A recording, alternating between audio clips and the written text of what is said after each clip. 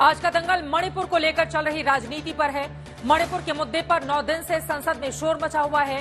विपक्ष सशर्त चर्चा चाहता है, सरकार बिना शर्त चर्चा चाहती है।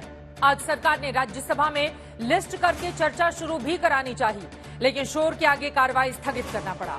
सरकार ने कहा है कि विपक्ष को कोई तो तकलीफ जरूर है, जो चर्चा वो नहीं होने देना चाहता।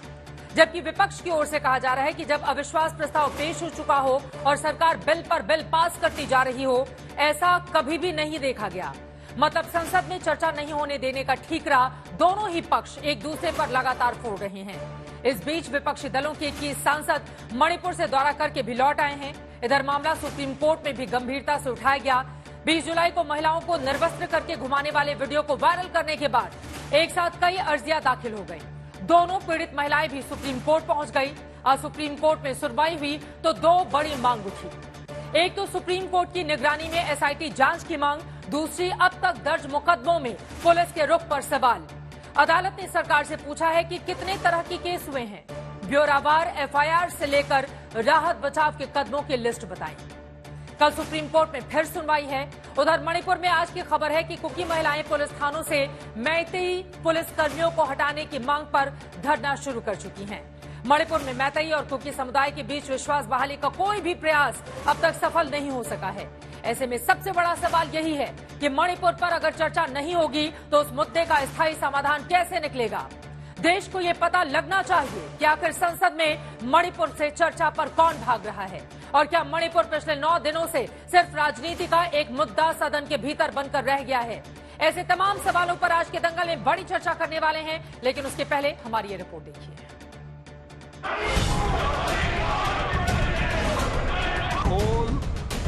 India party. So the house that there should be a discussion on Manipur. Therefore, please allow LOP to say something. मैं इस बिल का समर्थन करता हूँ, सभी को इसका समर्थन करना चाहिए। आपने बोलने के लिए मौका दिया, बहुत बहुत धन्यवाद।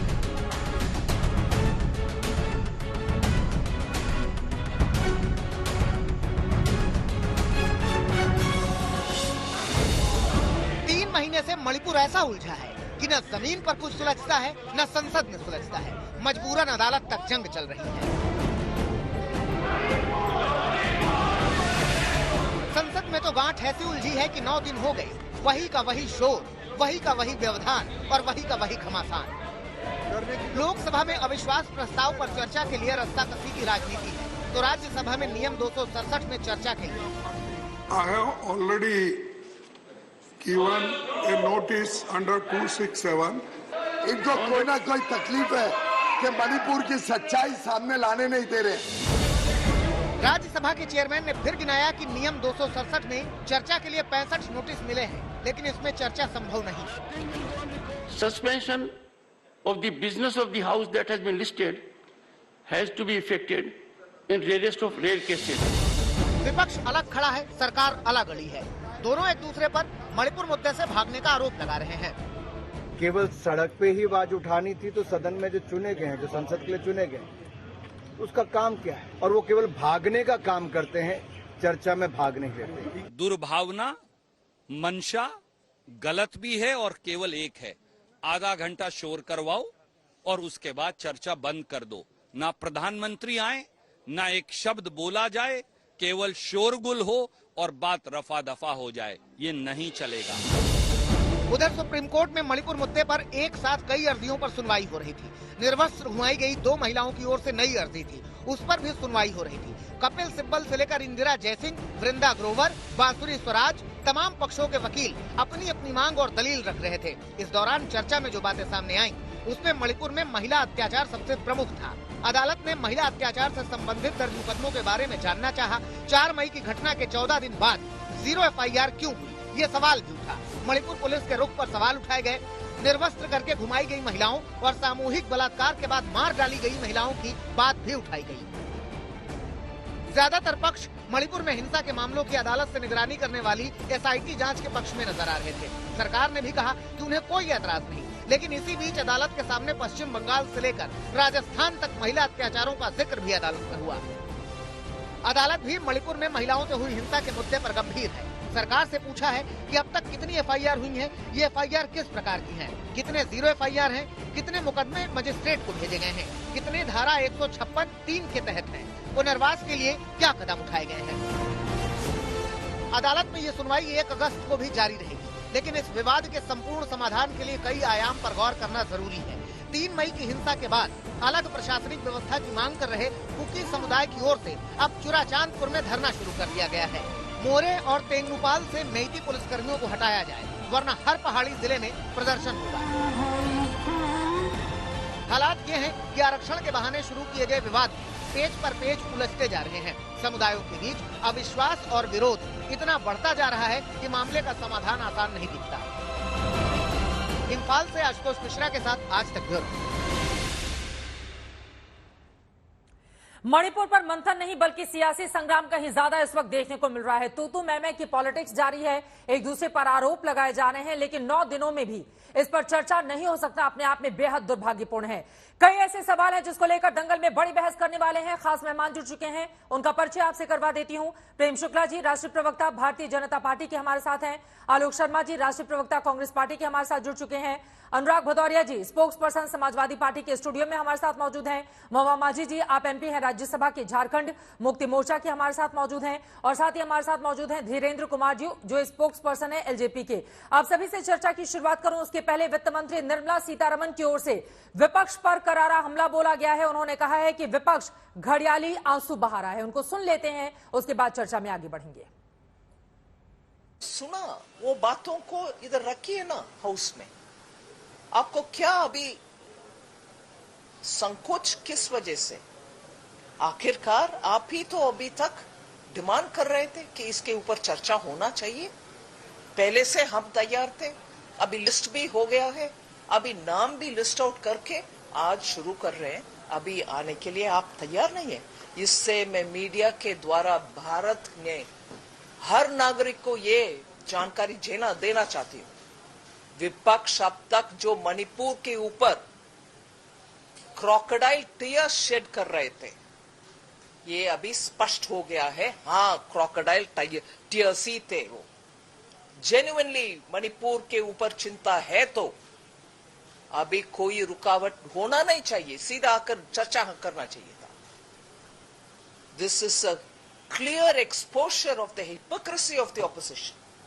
मणिपुर करके पार्लियामेंट को एब्सोल्युटली डिस्टर्ब करके जाना, और जब मणिपुर का चर्चा शुरू करते हैं हमें नहीं चाहिए। इससे मणिपुर नहीं है उनके मन में जैसे वो काला शर्ट पहनकर आए थे, काला सोच है उनके मन में। आलोक शर्मा जी, सीधा सा सवाल आपसे ही। वो कह रही हैं कि काला सोच रखता है विपक्ष और मणिपुर के मुद्दे पर सिर्फ हंगामा करना ही मकसद है, घड़ियाली आंसू बहाना इन लोगों की आदत है। आलोक शर्मा जी, आप लोगों के लिए। नहीं, आपके पास तो 303 सांसद हैं, आपके पास तो पूर्ण बहुमत है। सुषमा स्वराज जी और अरुण जेटली जी का स्टेटमेंट याद है कि सरकार का काम होता है कि किस तरह से सदन को चलाया जाए, विपक्ष का नहीं होता है। तो शायद निर्मला सीतारमण जी अपने पूर्ववर्ती मंत्रियों की स्टेटमेंट को सुन लेती तो शायद इस तरह की बात नहीं करती।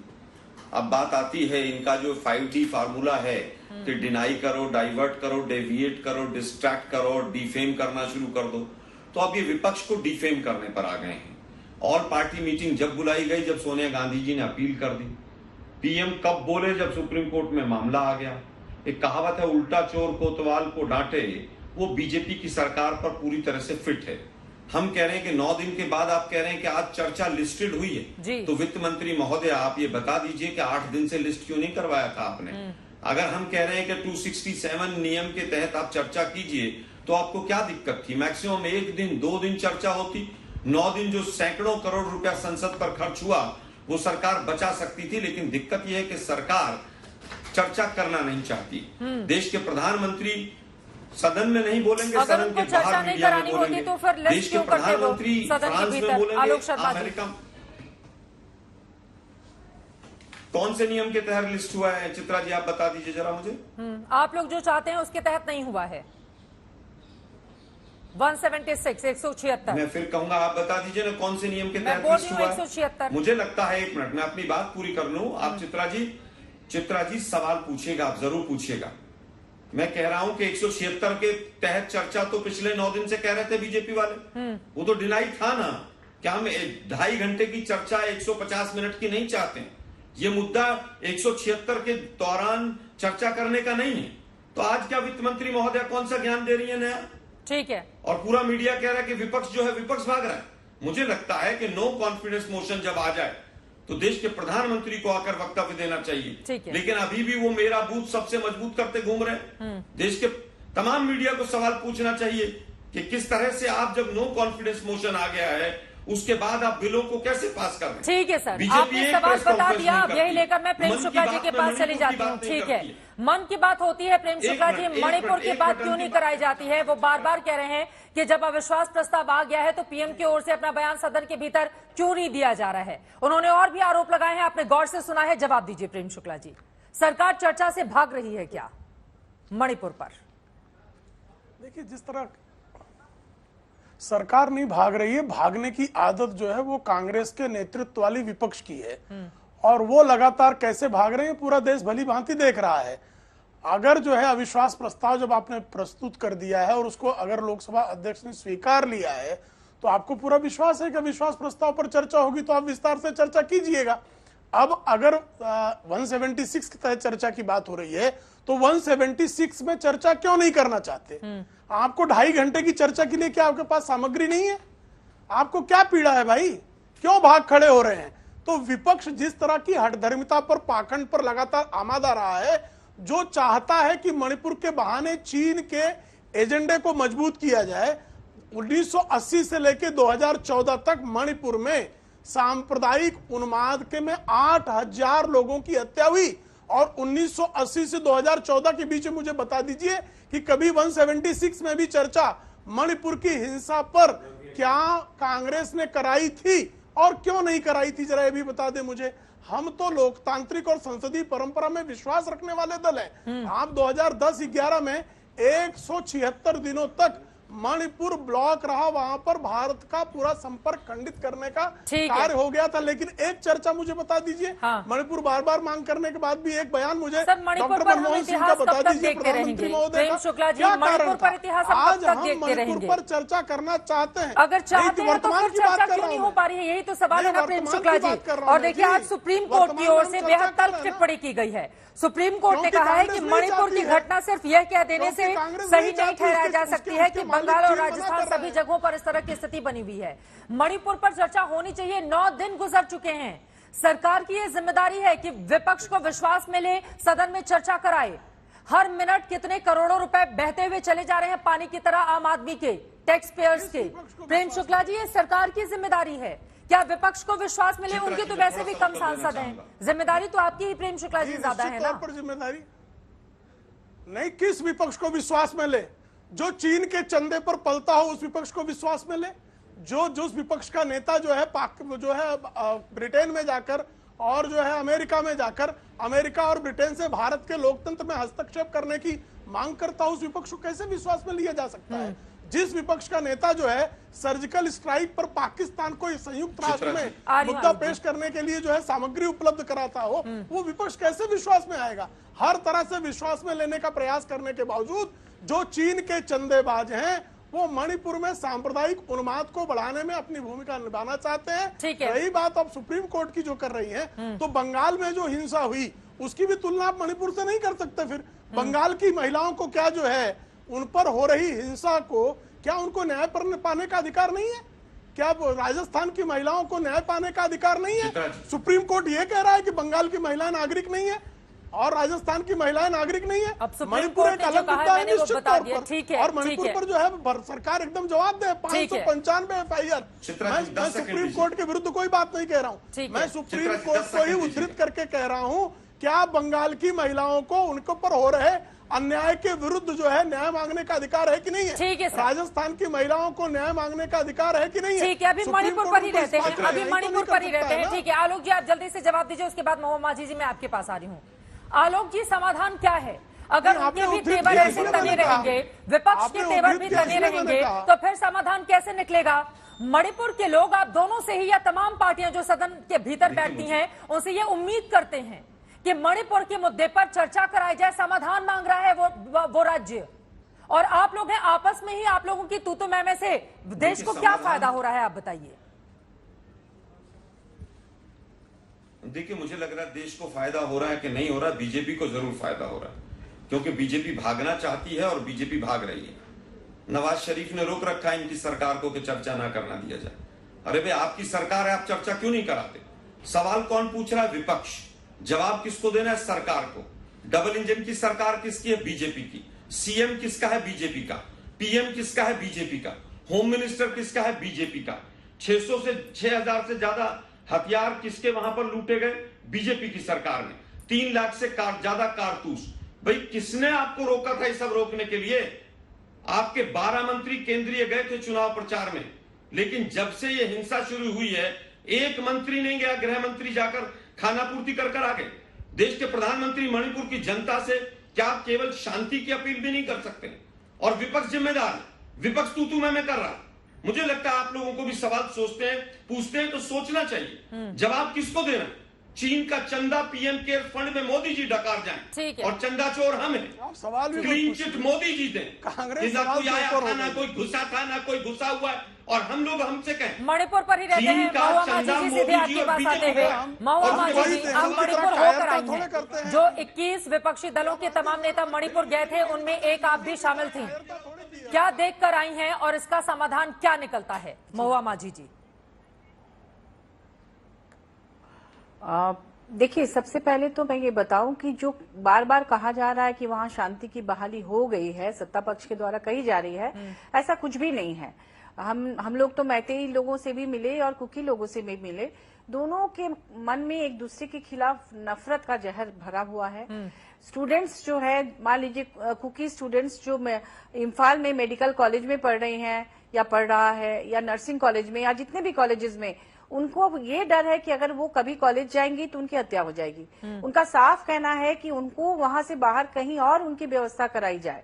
उसी तरह से जो माननीय गवर्नर ने भी इस बात को स्वीकारा कि कैंप में रह रहे दोनों कम्युनिटी के लोगों की तरफ ये लोग भोजन भी नहीं भेज पा रहे हैं गाड़ियों से, या जरूरत की चीजें नहीं भेज पा रहे हैं, क्योंकि रास्ते में उसे लूट लिया जा रहा है और उसे रोक दिया जा रहा है। वो अपने साथ एक बार लेके कुछ सामान ले गई थी हेलीकॉप्टर से, लेकिन आम लोगों के लिए हेलीकॉप्टर सुविधा नहीं है। तो ऐसे में जब उनके पास, सोचिए कि वहाँ के एसपी खुद कह रहे हैं कि 300 से एक डिस्ट्रिक्ट में 300 से ज्यादा रिफ्यूजी कैंप्स हैं और 15,000 से ज्यादा रिफ्यूजी समुदाय की महिलाओं ने अब विरोध प्रदर्शन करना शुरू कर दिया है, ये कहते हुए कि मैतेई समुदाय का कोई भी अधिकारी, कोई भी पुलिस वाला हमको नहीं चाहिए। स्थिति इतनी ज्यादा गंभीर हो गई है कि अब जो खाकी वर्दी में लोग हैं उनके ऊपर भी भरोसा नहीं किया जा रहा है, सिर्फ ये बताकर कि दूसरे समुदाय से ताल्लुक रख रहे हैं। समाधान क्या है? राजनीति नहीं, समाधान क्या है? क्या करें? नहीं, उनका भरोसा नहीं है कि क्योंकि कई महिलाओं के साथ जो रेप वगैरह हुआ है या जो भी नग्न करके पैरेड कराया गया है, इनका कहना है कि वो पुलिस और फोर्स के सामने हुआ है, उन लोगों ने कोई विरोध नहीं किया, इसलिए उन्होंने ये जताया। एक किसान ने मुझसे कहा कि हम खेतों में वापस जाना चाहते हैं, खेती करना चाहते हैं, लेकिन उधर से गोलीबारी हो रही है, उधर से बम बरसाए जा रहे हैं, तो हमें प्रोटेक्शन चाहिए। और एक महिला ने कहा कि हमें कोई प्रोटेक्शन नहीं चाहिए क्योंकि हम किसी पर भरोसा नहीं करते, न तो फौज पे भरोसा करते हैं, न पुलिस पे करते हैं। हाँ। वहाँ की ऐसी स्थिति है कि सब लोग डरे हुए हैं, सब लोग अपनी जान बचाने के लिए परेशान है। और माननीय गवर्नर ने हम लोगों से कहा कि भेजे हैं सरकार ने। सवाल ये है कि कुकी और मैतेई समुदाय के बीच, अगर आपने कहा कि दोनों ही समुदायों से बातचीत हुई है, तो आरक्षण के मुद्दे पर कैसे उनको समझाया जाए? सबसे बड़ा सवाल तो ये है ना कि आरक्षण का मामला हाईकोर्ट की ओर से, इस बारे में आपसी विश्वास की बहाली कैसे की जाए, इसको लेकर कैसे प्रयत्न किया जाए? अनुराग भदौरिया जी, आप बताइए।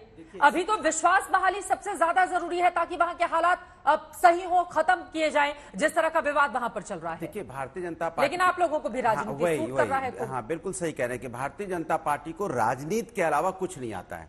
वो देश की सेवा नहीं करना चाहती है, वो चाहती है कैसे मुझे हर जगह सत्ता मिले, कैसे हम हर जगह एक देखें ऐसा। अब इतने दिनों से मणिपुर जल रहा था, लेकिन भारतीय जनता पार्टी की सरकार को कहां जोर है कि अगर मान लो वीडियो वायरल नहीं होता तो इतना भी नहीं होता जितना हम लोग चिल्ला रहे थे पहले से, और फिर बाद में तब थोड़े से जागे। अब मजेदार बात देखिए, बीजेपी विपक्षी सांसद तो तभी गए हैं ना, वीडियो जब आ गया है तो सभी जिम्मेदार सरकार क्या करिए? अब सब कुछ विपक्ष को करना है तो सरकार किस लिए? पूछ लूंगी मैं, सरकार क्या कर रही है? सरकार किस लिए है कि विपक्ष, सुनिए, जहां विपक्ष की बताइए ना सर, बहुत हो गया बवाल इस पर, रोज बवाल हो रहा है, समाधान बताइए क्या है? बिल्कुल, जहां विपक्ष की सरकार है वहां भी विपक्ष जिम्मेदार, जहां विपक्ष की सरकार नहीं है वहां भी विपक्ष जिम्मेदार। अगर देश के अंदर में महंगाई बढ़ती है तो विपक्ष जिम्मेदार, बेरोजगारी बढ़ती है तो विपक्ष जिम्मेदार, महिलाओं पे अत्याचार तो विपक्ष जिम्मेदार नहीं है। समाधान पूछा जा रहा है, समाधान पूछा जा रहा है तो विपक्ष जिम्मेदार। अरे भैया, सत्ता फिर सरकार किस लिए है? सरकार फीता काटने के लिए? बीजेपी तो कह रही है हंगामे की वजह से सदन नहीं चल पा रहा है, आप लोग जिम्मेदार हैं। वो तो सीधे तौर पर बोल रहे हैं। पीयूष गोयल की ओर से भी बोला गया है कि ये लोग कुछ छिपाना चाहते हैं।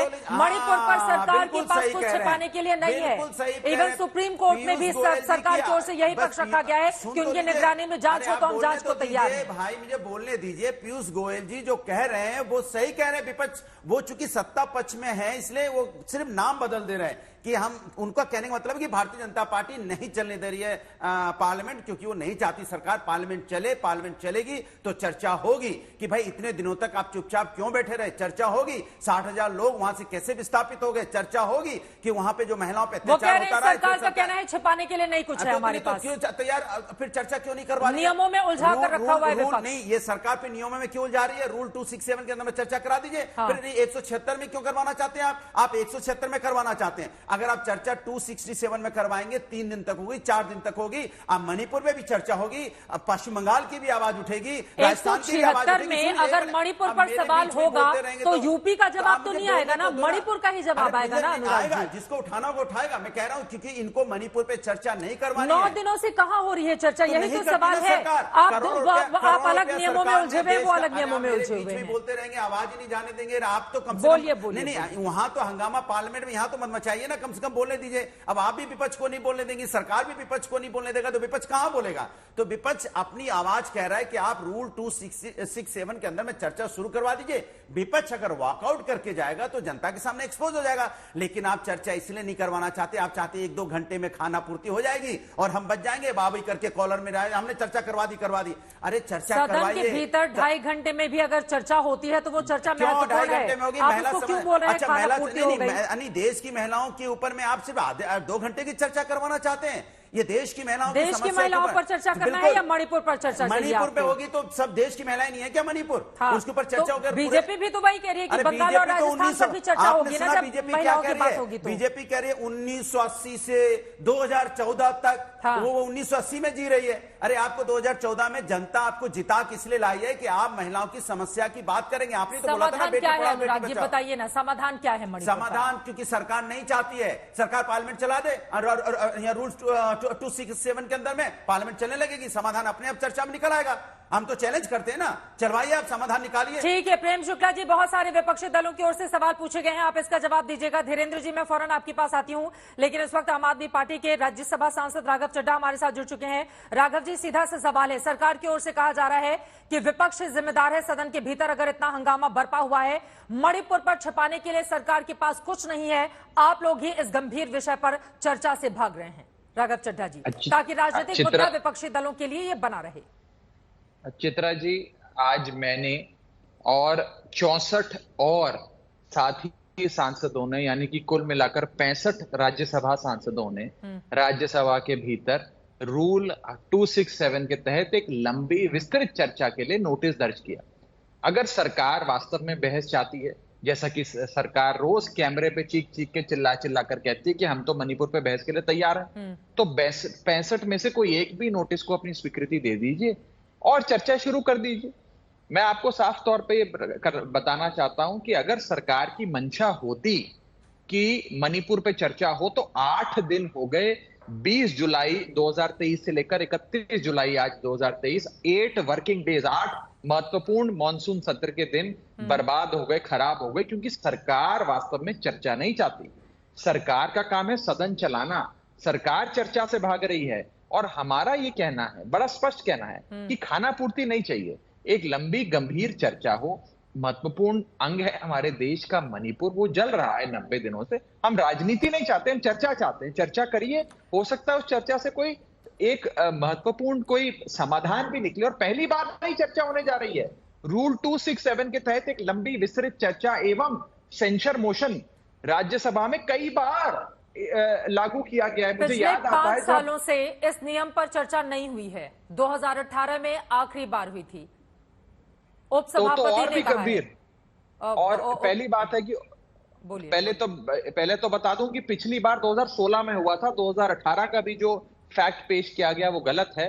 बड़ी दुख की बात है कि मोदी सरकार आने से पहले लगातार रूल 267 में बहस होती रही। यहां तक कि मुझे याद आता है अरुण जेटली जी जब लीडर ऑफ ऑपोजिशन थे राज्यसभा में, वो हमेशा 267 नोटिस के तहत बहस कराते थे। उस समय के प्रधानमंत्री मनमोहन सिंह जी सदन के भीतर आकर अपना बयान देते थे। जब से केंद्र में भाजपा की सरकार आई है, एक नई प्रकार की प्रणाली शुरू हो गई है जिसमें रूल 267 में बहस ही नहीं होती। और ये मैं स्पष्ट कर दूं, जनता जो है वो परेशान होती है कि 176 की बहस चाहिए कि 267 की बहस चाहिए। मैं दोनों में आपको अंतर बता देता हूं। 176 की बहस जो होती है वो खाना पूर्ति वाली छोटी सी बहस होती है, जिसका नाम ही शॉर्ट ड्यूरेशन बहस है, यानी कि कुछ चंद मिनटों की बहस।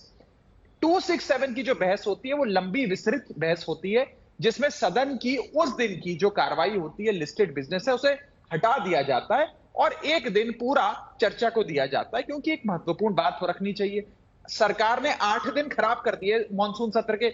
8 दिन में से अगर एक भी दिन चर्चा करा देती तो मसला हल हो जाता और अपनी कार्रवाई विधेयक पे विधेयक लाकर सरकार चला सकती थी।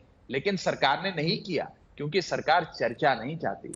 राज्यसभा के चेयरमैन की ओर से कहा गया है कि सदन के कामकाज का स्थगन rarest of the rare cases में ही होता है, और विपक्ष को लेकर उनकी ओर से एक बार फिर से सवाल खड़े किए गए हैं। राघव जी, मुझे तो लगता है बहुत रेयर केस है। अगर देश का एक महत्वपूर्ण राज्य जल रहा है, पिछले 90 दिनों से जल रहा है, आग लगी हुई है उस राज्य में, अगर उस राज्य के विषय में अगर आज हम चर्चा नहीं करेंगे तो फिर किस विषय में करेंगे? और भारत में नहीं, दुनिया के कई बड़े बड़े पार्लियामेंट्स में, संसद भवनों में मणिपुर की चर्चा हो रही है, मणिपुर पे रेजोल्यूशन पास हो रहा है। बड़ा दुर्भाग्यपूर्ण है, मैं उसका समर्थन नहीं करता, लेकिन अगर दुनिया के इतने सारे संसद भवनों में चर्चा हो सकती है तो क्या हमारे देश में चर्चा नहीं हो सकती? क्या सरकार का दिल इतना भी बड़ा नहीं कि अगर विपक्ष नोटिस दे रहा है, 65 मेंबर नोटिस दे रहे हैं, यानी कि राज्यसभा की कुल स्ट्रेंथ जितनी है उसके 25% सांसद अगर नोटिस दे रहे हैं तो बहस करा लीजिए। ऐसा क्या हम कोई सूरज चांद सितारे तो मांग नहीं रहे, बहस ही तो मांग रहे हैं। बहस में आप भी हिस्सा लेंगे, बहस में हम भी हिस्सा लेंगे, क्यों नहीं बहस होती? आप बार बार ये सवाल पूछ रहे हैं, लेकिन चेयरमैन का भी अपना विशेषाधिकार होता है। अब एक आखिरी सवाल राघव चड्ढा जी आपसे मैं जानना चाहूंगी, मणिपुर के मुद्दे पर लगातार विपक्षी एकजुटता इंडिया दिखाई दे रही है, लेकिन अब दिल्ली अध्यादेश की भी बारी है, उस पर किस तरह की उम्मीद कर रहे हैं आप? देखिए चित्रा जी, दिल्ली अध्यादेश से ज्यादा असंवैधानिक और अलोकतांत्रिक गैर कानूनी कानून मुझे लगता नहीं कभी भी राज्यसभा या लोकसभा के पटल के पे लाया गया हो। इससे ज्यादा अनडेमोक्रेटिक, अनकॉन्स्टिट्यूशनल लॉ हो नहीं सकता। और ये 2-3 बिंदु में मैं अपनी बात समाप्त करूंगा। सबसे पहले बीजेपी ये कानून लाकर दिल्ली की 2 करोड़ जनता को जवाब देना चाहती है कि क्योंकि आप लोगों ने लगातार भारतीय जनता पार्टी को सत्ता से बाहर रखा, हर बार गैर भाजपा सरकार चुनी, आम आदमी पार्टी के चुनाव सरकार चुनी, अरविंद केजरीवाल की सरकार चुनी, इसलिए हम आपसे बदला लेना चाहते हैं। आपकी सरकार को हम ध्वस्त करते हैं, निरस्त करते हैं, सारी शक्तियां ले लेते हैं। दूसरा, खुली चुनौती बीजेपी देश के सुप्रीम कोर्ट को देती है कि आपने अपनी संवैधानिक पीठ के सर्वसम्मति के निर्णय से जो शक्तियां एक सरकार को दी, वो सारी शक्तियां हम निर्णय आने के 8 दिन के भीतर ध्वस्त कर देते हैं, एक अध्यादेश लाकर। सीधी चुनौती सुप्रीम कोर्ट। और तीसरा और आखिरी बिंदु, ये किया क्यों जा रहा है? आप भी मुझसे पूछेंगे चित्रा जी कि ये आरोप क्यों लगा रहे हो? बीजेपी ये क्यों कर रही है? बीजेपी इसलिए कर रही है क्योंकि बीते 25 सालों से बीजेपी दिल्ली की सत्ता से बाहर है। पिछले 25 सालों में 6 बार दिल्ली में चुनाव हुआ, 6 बार, 6 के 6 बार भारतीय जनता पार्टी चुनाव बुरी तरीके से हारी। खास करके जब से दिल्ली में आम आदमी पार्टी का जन्म हुआ, अरविंद केजरीवाल जी राजनीति में आए, लगातार भारतीय जनता पार्टी चुनाव हारती जा रही है। उन्होंने ये बात समझ में आ गई है कि जब तक दिल्ली में केजरीवाल है, बीजेपी राजनीतिक तौर पे दिल्ली में बेरोजगार रहेगी। इसीलिए वो लोग ये अध्यादेश लाकर सरकार छीनना चाहते हैं। लेकिन आंकड़ों के मुकाबले में क्या आप लोग बीजेपी को मात दे पाएंगे सदन में, ये देखना महत्वपूर्ण रहेगा। फिलहाल के लिए बहुत शुक्रिया राघव जी, आज तक से जुड़ने के लिए, महत्वपूर्ण विषय पर चर्चा करने के लिए। राघव चड्ढा जी की ओर से जो आरोप लगाए गए हैं प्रेम शुक्ला जी, बिना देर किए मैं चाहती हूँ एक एक करके आप जवाब दीजिए इसका। धीरेन्द्र जी, उसके बाद मैं आपके पास आऊंगी। जी जी, देखिए किस तरह से विपक्षी झूठ बोलते हैं और झूठ पर झूठ बोलते हैं। इसका उदाहरण इसी से है कि श्रीमान राघव चड्ढा कह के गए कि डॉक्टर मनमोहन सिंह हमेशा जो है अंडर 267 जेटली जी को जवाब दिया करते थे। आपकी जानकारी के लिए बता दें, 10 वर्षों के हामिद अंसारी के कार्यकाल में सिर्फ 4 बार अंडर 267 चर्चा हुई है। डॉक्टर शंकर दयाल शर्मा ने 3 बार और 4 बार भैरव सिंह शेखावत के कार्यकाल में चर्चा हुई है। यानी सबसे कम चर्चा किसके कार्यकाल में हुई? हामिद अंसारी के कार्यकाल में हुई। और अंडर 267 चर्चा करना है नहीं करना है, ये भाजपा का या सरकार का अधिकार नहीं है, ये चेयरमैन का अधिकार है। तो किस तरह से अभी आपके चैनल पे सफेद झूठ बोलकर आम आदमी पार्टी के नेता श्रीमान राघव चड्ढा गए, ये इसका उदाहरण है। अब दूसरी बात, आप 2.5 घंटे की चर्चा कह रहे हैं कि ये खाना पूर्ति है। संसद में 2.5 घंटे की चर्चा खाना पूर्ति होती है? वाह भाई, भारत की संसदीय परंपरा के बारे में संसद में होने वाली चर्चा को खाना पूर्ति कहना, यह जो है संसदीय परंपरा का अपने आप में अपमान है। अब जो है तीसरी, अब देखिए बीच में क्यों बोल रहे हैं? मैं तो आपको सुन रहा था। चित्रा जी ये क्या तरीका है? चित्रा जी ये क्या तरीका है? इंतजार करें बहुत देर से। चित्रा जी ये क्या तरीका है? कई सवाल उनके ऊपर उठा दिए गए हैं, एक बार जवाब ले लीजिए। चित्रा जी ये ध्वनि प्रदूषण का क्या औचित्य? बोलिए प्रेम शुक्ला जी। जी तो साफ तौर पर दिखाई दे रहा है। तीसरी बात, मणिपुर में 595 FIR रजिस्टर हुए, 13,782 गिरफ्तारियां हुई, वहां बफर जोन क्रिएट किया गया, तत्काल जो है हिंसा पर काबू पाया गया। एक बड़ी खबर आ रही है, उसके बाद मैं फौरन आपके पास आऊंगी। आपको बता दें, विपक्षी गठबंधन को लेकर सूत्रों से बड़ी खबर, बड़ी जानकारी मिल रही है। इस गठबंधन को इंडिया के नाम से नहीं पुकारेगी बीजेपी, बल्कि विपक्ष ही कहा जाएगा, यूपीए कहा जाएगा। विपक्षी गठबंधन को यूपीए नाम से ही पुकारा जाएगा। इंडिया शब्द का इस्तेमाल बीजेपी की ओर से नहीं किया जाएगा। यकीनन जिस तरह की परिस्थितियां बनी थी उसको लेकर बीजेपी सहज नहीं थी, क्योंकि हेमंता विश्व शर्मा असम के सीएम की ओर से भी अपने बायोडाटा में नेम चेंज किया गया और भी कई खबरें सामने आई। इंडियन मुजाहिदीन का भी जिक्र आया इंडिया के साथ। लेकिन अब बीजेपी ने अपनी रणनीति तैयार की है कि आगामी जिन 4 राज्यों में विधानसभा के चुनाव होने वाले हैं या उसके बाद अगले इस साल होने वाले लोकसभा के चुनावों में यूपीए ही विपक्षी दलों को कहा जाएगा। और इसके पीछे का मकसद यह है, यूपीए कहकर दरअसल बीजेपी ये बताना चाहती है कि यूपीए के शासनकाल में जितने भी भ्रष्टाचार हुए थे उनको दबाने और छुपाने के लिए इंडिया नाम विपक्षी दलों ने रखा है। इस वजह से अब बीजेपी का ये प्लान है कि वो यूपीए ही कहेगी, इंडिया नहीं कहेगी। ठीक है, आप खुश हो रहे हैं एक बार प्रेम शुक्ला जी? ठीक है, आप डर बता रहे हैं, क्या डर है इसके पीछे प्रेम शुक्ला जी? अब खेलो इंडिया भी हटा देना। जी नहीं, डर तो यूपीए का है। अच्छा। कि जिस तरह से 20 लाख करोड़ का घोटाला करने वाले अच्छा। घोटालेबाज, आतंकवाद को बढ़ावा देने वाले घोटालेबाज, भ्रष्टाचार को शिष्टाचार बताने वाले घोटालेबाज, जिस तरह का कलंक यूपीए के चेहरे पर रहा है, उस कलंक को बदलने का, जिस तरह से आदरणीय प्रधानमंत्री जी ने कहा, जब किसी कंपनी का दिवाला पीट जाता है तो वो दिवाला पीटी कंपनी जो है अपना नाम बदलकर जो है प्रयास करती है कि हम दूसरे नाम से कारोबार करें। तो यूपीए का दिवाला पिटा हुआ है, जिनका दिवाला पिट जाता है वो अपना नाम बदलने का काम करते हैं। तो जो नाम बदलकर भागना चाहते हैं, ऐसे भगोड़ों को उनके कलंकों को याद दिलाने के लिए बारंबार यूपीए मत याद दिलाया ही जाना चाहिए। पिछली सरकारें कर जाती है, उनका नाम बदल के अपने नाम पे लेना चाहते हो। नाम बदलने वाली पॉलिटिक्स पर किसी और दिन विस्तार से चर्चा कर लेंगे। मणिपुर पर ही रहते हैं बहुत देर से। धीरेन्द्र जी, आपकी टिप्पणी नहीं हो पाई है, एक टिप्पणी आपकी हो जाए। समाधान कैसे निकलेगा? सरकार की यह ज्यादा जिम्मेदारी है कि विपक्षी दलों को भरोसे मिले और सदन को सुचारू रूप से चलाएं।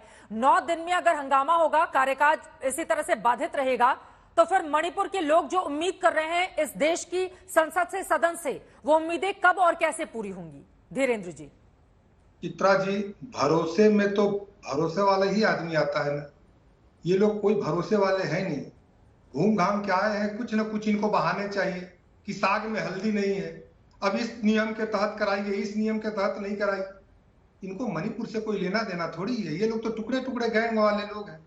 भारत का कोई टुकड़ा अगर कहीं पे जल रहा है, इनको कोई इससे दर्द नहीं, क्योंकि ये खुद खंडित है तो देश को भी खंडित देखना चाहते हैं। मणिपुर के सवाल पर जब हुआ, यहाँ पर सांसद लोग गए थे, इन लोगों को चाहिए था कि सदन में बहस करते, बहस में जो वहां पे राय अपनी रखनी थी रखते, पूरा देश देखता, लेकिन इनसे इन लोगों को कोई लेना देना नहीं है। आप पहले भी मणिपुर चलता रहा है, तब वो चर्चा होती थी तो किस रूल के तहत होती थी? अपने पुराने हिसाब को तो ये लोग देखते नहीं है। और हाँ, निश्चित तौर पर हम लोग अच्छा से सरकार चला रहे हैं, तो इनको सोचना चाहिए कि अगर हम 2.5 घंटा या 3 घंटे की बहस हो रही है, आप भी अपनी बात को रखिए, गृह मंत्री जी आपको जवाब देते, अगर आप नहीं संतुष्ट होते तो हल्ला करने का तो ऑप्शन आपके पास खुला ही हुआ है ना। आप कल भी हल्ला करते थे, आज भी करते, लेकिन आपको उससे तो कुछ है मतलब नहीं। किसी भी तरह से बाधित करके रखना, देश का टेंशन अपने तरफ से रखना, और इन लोगों के पास बोलने के लिए कुछ है नहीं। देते मणिपुर की घटना को जान जाइए क्या है। आप कितने गंभीर है ना, 4 बात रटी रटाई मत बोलिए, तो आपकी गंभीरता दिखती है। पता चल रही है कि आपका कोई सांसद एक बार उनको बोलने दीजिए, वो बहुत देर से शांति से सुन रहे थे। ठीक है, बोलिए बोलिए। जो घटनाएं घट रही है, ये लोग जब गए हैं सांसद, उसके बाद देखिए ना फिर पत्थरबाजी बढ़ रही है, तो घाव पर इनको मरहम लगाना चाहिए, तो ये जाके नमक रगड़ रहे हैं। और ये कहीं ना कहीं मीडिया के माध्यम से, सांसद के डेलीगेशन के माध्यम से कहीं ना कहीं इनको देश को जलाने का एक कुछ न कुछ षड्यंत्र करते रहते हैं। मैं कहता हूं कि देश के लोग इन लोगों को बहुत अच्छे से समझ रहे हैं, और निश्चित तौर पर विपक्ष के लोग, पुराने जो यूपीए ही हैं, ये लोग कभी भी आई एंड आंख का अंधा नाम नहीं अनसुख, आप इंडिया रख लेंगे तो आप हो जाएंगे राष्ट्रभक्त, नहीं हो सकते हैं। आप लोग बिल्कुल कानून के लिए अंधे हैं। इंडिया पे नहीं जाते, अभी मणिपुर पर ही रहते हैं। देखिए, मैं भागने नहीं दूंगी यहाँ पर, चाहे सत्ता पक्ष के लोग हों या विपक्ष के लोग हों। मणिपुर का समाधान कैसे निकलेगा, सदन की कार्रवाई कैसे चलेगी, सदन की कार्रवाई को लेकर दोनों ही पक्ष को गंभीरता क्यों, जल्दी से बोल दीजिए, गंभीरता मैंने बोला समाधान साफ साफ है, जो सरकार नहीं चाहती। रूल 267 के अंतर्गत आप चर्चा करवाइए, समाधान निकल जाएगा, लेकिन आप नहीं चाहते। एक बात देखिए, भारतीय जनता पार्टी कितना डर गई है। उन्हें लग रहा है यूपीए से हम हारे थे, यूपीए को हमने हराया था, अब इंडिया से हम हारेंगे, तो कह रहे हैं हम यूपीए बुलाएंगे। मतलब वो सपने में जीना चाहते हैं, क्योंकि हकीकत को नहीं देखना चाहते। इंडिया से हार उनकी तय है, इसलिए इंडिया का नाम नहीं लेना चाहते। जो लोग इंडिया का नाम नहीं लेना चाहते, पहले तो आप डिजिटल इंडिया बोलते थे, मेक इन इंडिया बोलते थे, खेलो इंडिया बोलते थे, आज इंडिया बोलने में डरने लग गए। अपना पूरा इंडिया बोलेंगे ना, वो विपक्ष के इंडिया का नाम नहीं लेंगे। आलोक शर्मा जी, लेकिन कब तक नियमों की भेंट ये संसद चलती रहेगी? ये देश मणिपुर कब उम्मीद करे कि उसके गंभीर विषय पर सदन के भीतर चर्चा होती हुई नजर आएगी? समाधान क्या है? नियमों में ही उलझ कर रह जाएगा क्या सब कुछ? देखिए, जब ये सरकार हट जाएगी तभी चर्चाएं सही रूप से होंगी, जब ये सरकार हट जाएगी। आपके पहले सवाल का उत्तर, मणिपुर की जनता को न्याय जब मिलेगा, जब मोदी जी वहां के सीएम को बर्खास्त करेंगे और अपनी गद्दी छोड़ेंगे। लेकिन दुर्भाग्य ये है कि अराजकता के हवाले जिन लोगों ने एक राज्य को कर दिया, सुप्रीम कोर्ट लताड़ लगा रहा है कि अगर आप सरकार कार्रवाई नहीं करेगी तो हम कार्रवाई करेंगे। उसके बावजूद सवाल विपक्ष से पूछा जा रहा है, और दिक्कत यह है कि इस आर्टिकल 75 में ये सरकार पूरी तरह से सदन के प्रति जवाबदेह है, लेकिन जवाबदेही से भी भाग रही है। प्रधानमंत्री महोदय संसद की सीढ़ियां नहीं चढ़ पा रहे हैं, लेकिन विपक्ष की कमी बताई जा रही है। सरकार आज भी कहती है रेयरेस्ट ऑफ रेयरेस्ट मामला ही नहीं है ये तो। और विपक्ष के साथ साथ जिस तरह से तमाम लोग, पूरा हिंदुस्तान कह रहा है कि देश के प्रधानमंत्री को आकर यहां पर भाषण देना चाहिए, बताना चाहिए, सीएम को बर्खास्त करना चाहिए था, नहीं किया।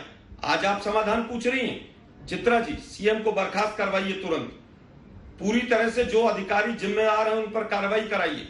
प्रधानमंत्री महोदय के मुंह में दही जो जमी हुई है, वो कम से कम मणिपुर की जनता से शांति की अपील करें। विश्वास बहाली के लिए, कॉन्फिडेंस बिल्डिंग मेजर्स के लिए कोई व्हाइट पेपर ये सरकार लेकर आती, ऑल पार्टी मीटिंग का क्या समाधान निकला देश के सामने रखते। लेकिन दुर्भाग्य है, बीजेपी भी विपक्ष से सरकार सवाल पूछती है और चित्रा जी भी पूछती हैं।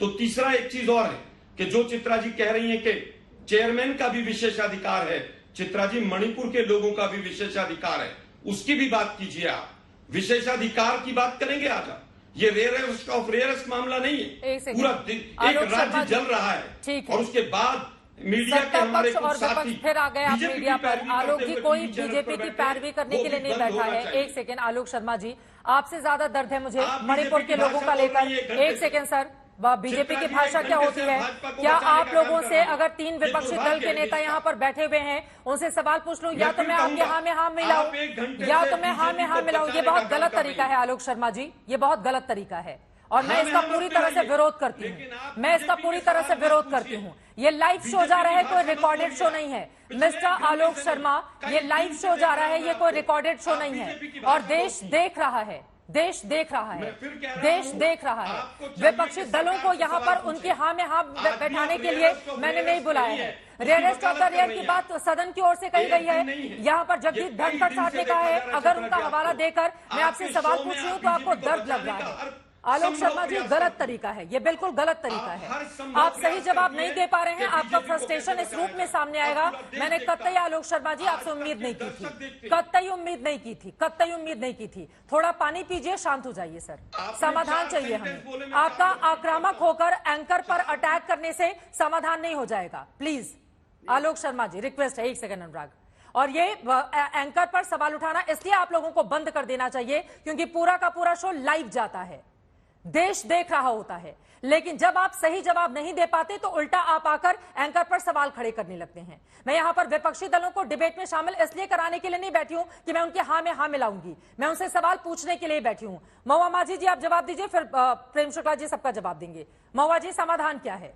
आक्रामक हो जाने से बहस तो बहुत गर्मा गर्म हो जाएगी, लेकिन उससे समाधान तो नहीं निकलेगा ना। समाधान के लिए शांति से विश्वास बहाली के उपाय करने होंगे। इसके लिए किस तरह से कदम आगे बढ़ाए जाए? देखिए, सबसे पहले तो मैं एक पुरानी बात कहूं कि 1952 से लेके अभी तक 27 नो कॉन्फिडेंस मोशन आए, जिसमें मात्र 2 बिल पास कराए गए थे।